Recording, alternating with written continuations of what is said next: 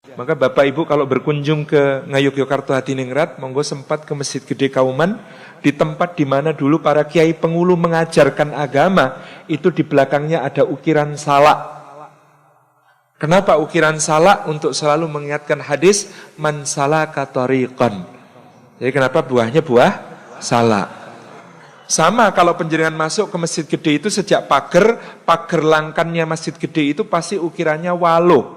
Waluh itu buah labu Jawa. Waluh kenapa waluh? Karena yang membentengi kita dari kemurkaan Allah dan api neraka adalah tauhid. Tauhid itu adalah sebuah surah yang bunyinya kul huwallahu ahad. Orang Jawa baca wallah agak susah sehingga kemudian menjadi waluh. Ketika kita masuk ke halaman masjid maka berjajar-jajar ada pohon sawo. Kok sawonya jejer-jejer? Kenapa? Karena ini perintah dawuh untuk sawo sufu fakum. Luruskan saf-saf kalian. Karena innallaha yuhibbul ladzina yuqatiluna fi sabilihi saffa ka'annahum bunyanun marsus. Allah cinta orang yang berperang di jalannya seperti pasukan yang berbaris-baris seakan mereka itu bangunan yang kokoh. Maka sawo, kita kalau masuk ke serambinya, di serambi Masjid Gede Kauman Jogja itu, ukiran paling luar itu bentuknya buah nanas. Karena masjidlah tempat kita berlindung dari musuh hakiki manusia, yaitu syaitan. Maka nanas, kul a'udzu birabbin nas, malikin nas, ilahin nas, dan seterusnya. Kalau kita lihat kemudian di atapnya Masjid Gede itu ada ukiran tanaman yang saling bertaut satu sama lain. Sulur-sulur seperti ini disebut sebagai lunglungan. Lunglungan itu artinya tulung-tulungan. Wa ta'awanu 'alal birri wat taqwa. Jadi masjid itu tempat saling tolong menolong di dalam kebajikan dan ketakwaan. Kalau kita lihat pintu masuk ke ruang utama masjid itu pas di depan di mana para qadhi dulu mengadakan mahkamah pengadilan Surambi. Di dalam Angger-Angger Agung, kitab undang-undang kerajaan, disebutkan bahwa pengadilan Surambi sumber rujukannya kitab Patakul Mungin, Patakul Wahab, Tohpah. Kita sekarang bisa tahu itu Fathul Mu'in, Fathul Wahab, dan Tufah. Jadi di situ di belakangnya ada ukiran bentuknya wajik. Saya dulu bertanya kepada Romo Tirun, KRT Jatiningrat, kenapa kok wajik? Wah itu kayaknya ada ayatnya tapi saya lupa ya mas. Wajik itu pokoknya hubungannya dengan pengadilan di akhirat.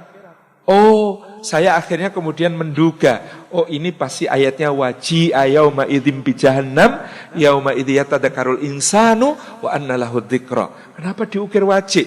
Untuk mengingatkan pengadilan dunia kamu bisa bohong, tapi tidak di akhirat ketika Allah datangkan jahanam, hari itu manusia mengingat kembali apa yang telah diperbuatnya dan bahwa dia kemudian harus insyaf, dulu dia pernah diperingatkan di dunia.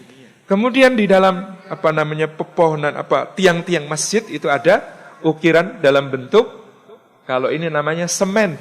Kalau tadi yang di atas itu lungan, kalau ini semen. Kenapa semen? Semen itu asluha tsabitun wa far'uha fis sama tu'ti ukulaha kullahinin bi'idzni rabbiha. Semen dari kata semi. Semi itu selalu tumbuh, berakar, mekar, memberi buah. Itulah sifat kalimatut tauhid yang telah berada di dalam hati seorang mukmin seperti yang diumpamakan Allah dalam surah Ibrahim ayat ke-24 dan 25. Ini sebagai pembuka, saya ingin katakan sebenarnya kita ini sangat lekat dengan simbolisasi karena orang Jawa itu memang agak susah diajak bicara vulgar. Maka ketika mengajarkan agama pun dulu para ulama menggunakan simbol. Apalagi di masa penjajahan ketika kemudian Belanda memberikan tekanan-tekanan besar kepada ajaran yang sahih.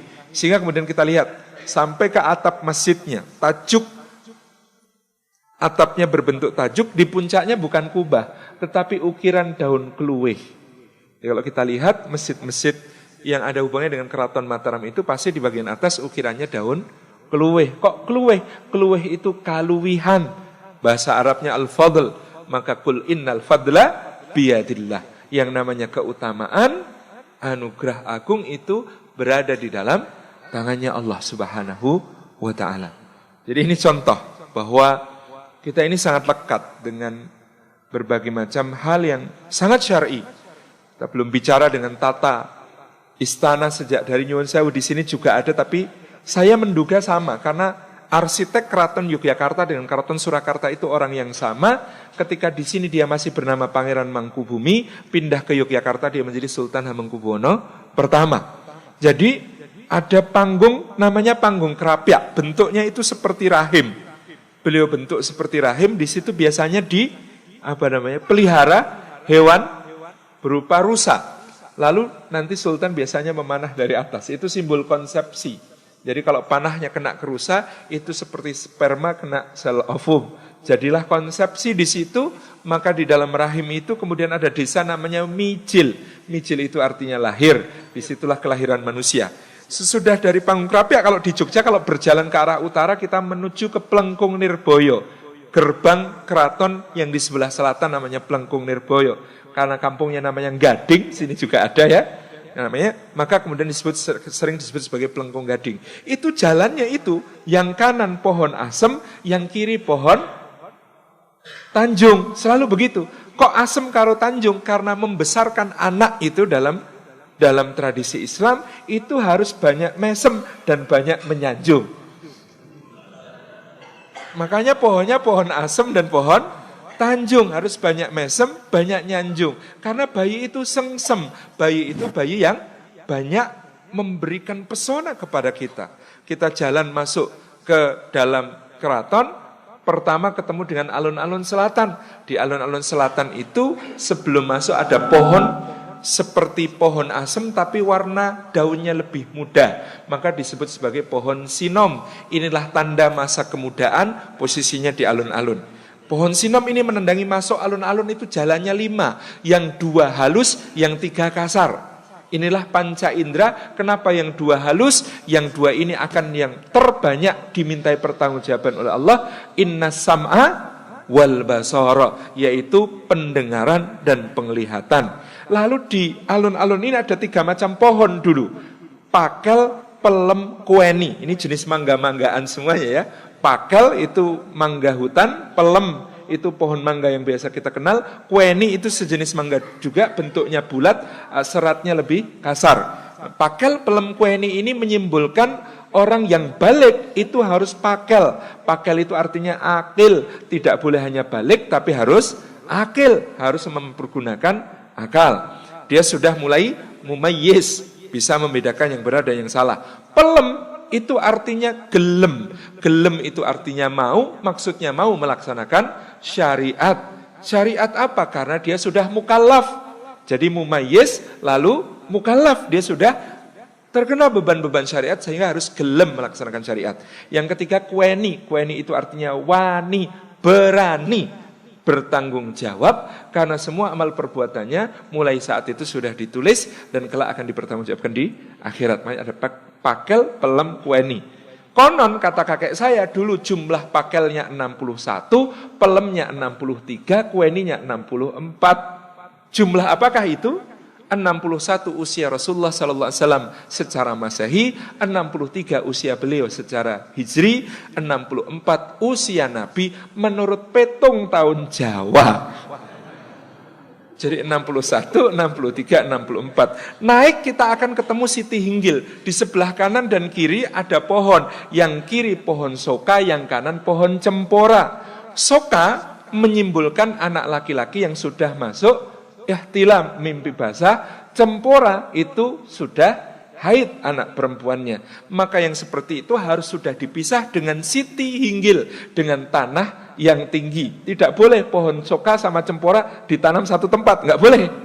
Karena yang sudah balik nggak boleh ikhtilat, harus pisah. Gitu ya. Ini harus pisah. Ini soka, ini cempora. Pemisahnya apa? Siti itu tanah. Tanah itu asal kejadian manusia. Hinggil itu artinya tinggi. Maka dia adalah manusia yang memiliki akhlak yang tinggi. Jadi harus ada guru yang mulai mengajar dengan pengajaran yang baik. Dan guru itu harus memiliki akhlak yang mulia. Dan salah satu tanda akhlak mulianya adalah bisa memisahkan laki-laki dan perempuan ini dalam alamnya masing-masing dan diajari dengan akhlak dan adabnya masing-masing.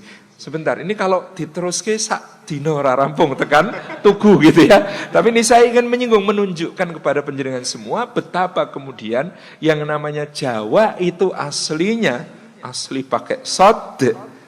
Awalnya dibangun kebudayaannya, simbol-simbolnya oleh para santri.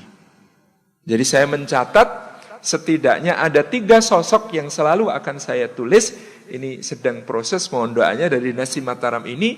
Kesantriannya Masya Allah. 1 Pangeran Diponegoro, yang kedua kakek buyutnya namanya Pangeran Mangkubumi, yang ketiga kakek buyutnya Pangeran Mangkubumi namanya Sultan Agung. Ini 3 sosok yang selalu menjadi referensi tentang bagaimana menjadi seorang muslim yang saleh dengan kemudian menerjemahkan keislamannya dalam simbol-simbol untuk pengajaran kepada rakyat.